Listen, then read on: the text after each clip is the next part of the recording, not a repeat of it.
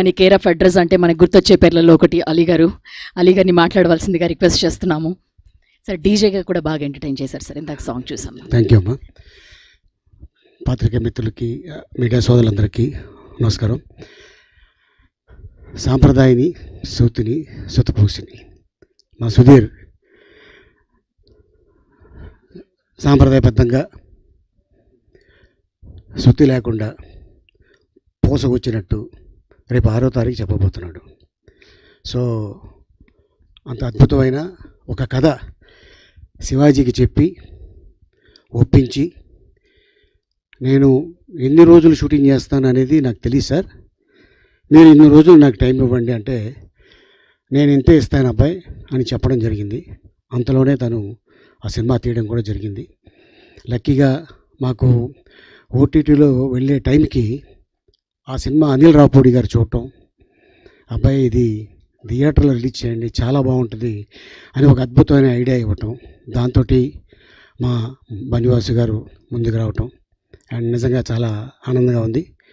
And అంతేకాకుండా ఇటీవల మధ్యకాలంలో థియేటర్లో ఒక 2 గంటల సేపు కూర్చొని డెఫినెట్గా ఎంజాయ్ చేసే సినిమా శివాజీ తీసిన ఈ సాంప్రదాయని, సూతిని, సుతపూసని. సో వీళ్ళిద్దరు కాంబినేషన్ మా అందరికి తెలుసు.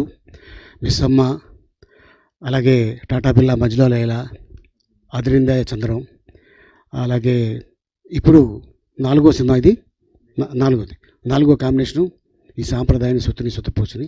సో ఆల్మోస్ట్ నేను మిస్ అమ్మలో లేను, కానీ ఈ 3 సినిమాల్లో అయితే ఉన్నా.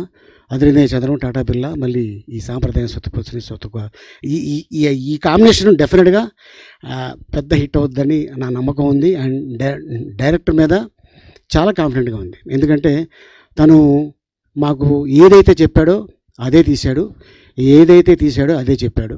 సో ఈ సినిమా రేపు 6వ తారీఖున థియేటర్ రిలీజ్ అవుతుంది. సో శివాజీ డెఫినెట్గా నీ బ్యానర్లో ఇది ఒక పెద్ద హిట్ అయ్యి నీ బ్యానర్కి మంచి పేరు తీసుకొస్తుందని. అలాగే ఈ సినిమాలో చాలామంది నటీనటులు ఉన్నారు.